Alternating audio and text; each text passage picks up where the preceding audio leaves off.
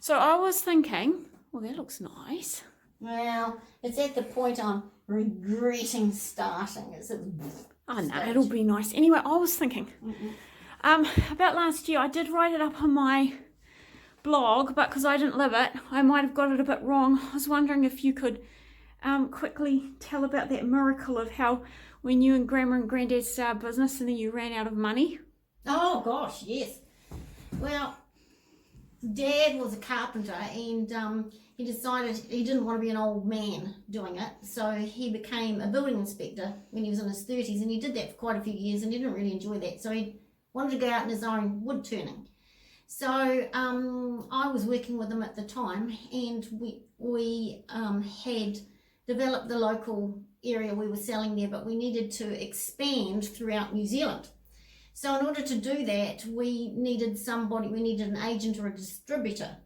And we decided we wanted a distributor because we didn't want we didn't want all of the paperwork. So it seemed a really lovely idea that what we would do is that, we would send all the stuff to a warehouse and that they would deal with all of that sort of stuff, and then they would send us back a check, which seemed like wonderful idea. Yeah.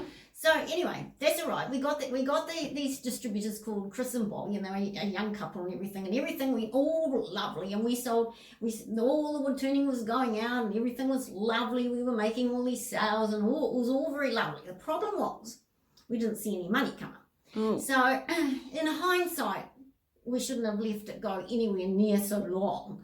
But you probably didn't want to make the phone call. Yeah, that's true. And we were greenhorns, so this is how you learn. So it was getting on for about a year and we hadn't seen any money. Oh gosh. And Mum and Dad had this little nest egg which had been sustaining us and everything, and the nest egg was getting pretty low. So anyway, they started to say, where's the money?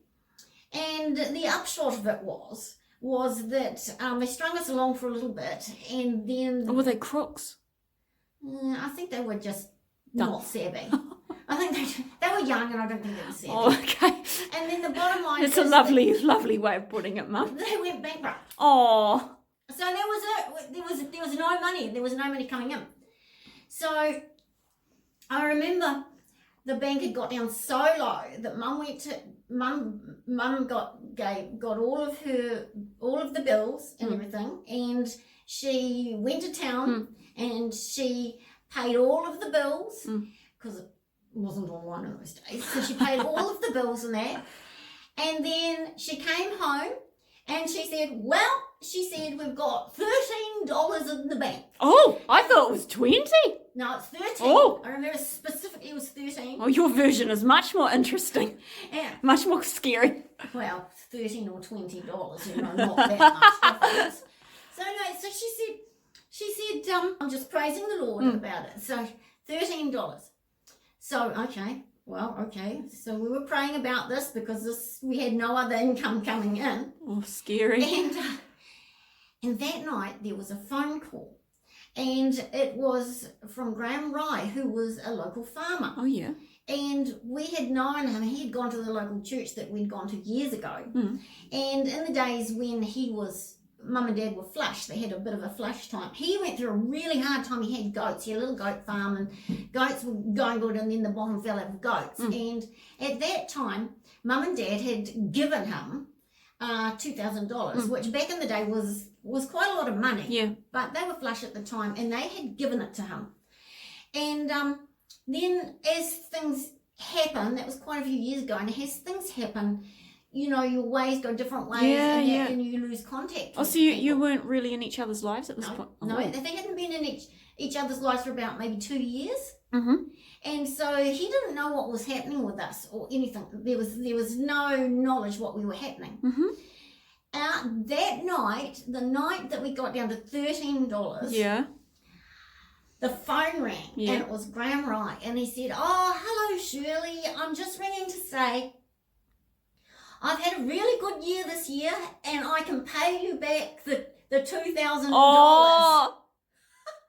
And they've just given it as a gift. Never expect to see it again. Never expect to see it again.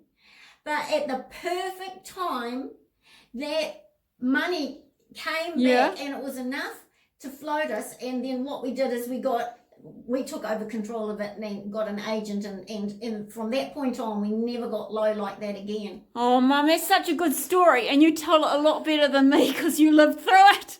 And I tell you what makes me think of that verse that says, cast your bread upon the waters, and after many days it shall come back to you. Oh, so before I get out of your hair, Yes. what are you doing? Oh, well, I really like this, actually. Oh, I mean, obviously it's got a long way to go. I mean, I hate it at the moment, but You hate it? Do you know, Mum, how many people would love to draw like that? oh, I hate it. As John would say, You crazy lady. as John would say, I'm regretting my life decision starting it. Because I'm at the book stage where I'm just blocking in all the colours. No, and it's so nice, and you've got you're much better at perspective than me. Well, because the idea is, and it seemed a great idea last week, but right now it seems like a blooming terrible idea. The idea is to do a composite picture of my children's books, mainly the Brit Whistles. Yeah, like, yeah. This one is the Brit Whistles and the Dogmobile. Oh, yeah. So I'm sort of drawing. The Dogmobile? Yeah, it's pretty hard to see at this point. And then I do like the water. Is the water finished? No, the water's got ages to The go. water's beautiful. Everything's got ages to go. Yeah. And I like the details the best, but here's the rotten thing. By the time you get to the details, I'm so overly sick of it, I can't bother doing those either. Poor Mum. I try. You tell me when you're really sick of it. I'll try and cook something delicious for That tea. sounds like a Cheer good you idea. up. By that stage, I'm just living on the belief that it's going to be great. And I'm going to put it on the wall and go, ooh, I love that. But right now, I hate it. Mm-hmm. But this is going to be like the hot air balloon up here of the Brit Whistles and the elasticizer. Oh, I love hot air balloons. And then this one here, I've got the Brit Whistles little Oh yeah. house. Oh, that's gonna yeah, be yeah, in yeah. there. And then this is for the little house in the cow paddock. Oh, the long drop. The long drop. I always like Auntie Noo holding her nose. Yeah. But again, it's got a long way to go. I remember. And what's the hot air balloon from? That's from the Brit Whistles and the elasticizer. And there's a reason that looks like a party balloon, rather than an act, because you don't make mistakes. Yeah. Although I didn't paint it. I haven't painted it quite so party here because of the fact that you only see half of it, so it would look a bit strange. It was pretty good to me. Ooh. And then I'm going to have the unlucky snails. I'm going to paint the epox in. Oh, I like this. Are you going to put snails in them? Yeah, but you won't see them too much. And then there's the house lion. Uh-huh. And then this is Mandy from the Brit Whistles and the elasticizer. Oh, this is and so that's the nice. pirate ship down there. Oh, Mum, this is really cool. I like this painting. And then this is Mandy from the Brit Whistles won a prize on it, sort of like a wind-up horse, but it's very hard to see. It looks absolutely repulsive at Yeah, the but you'll moment. paint it in. Yeah, but it's at the blip stage.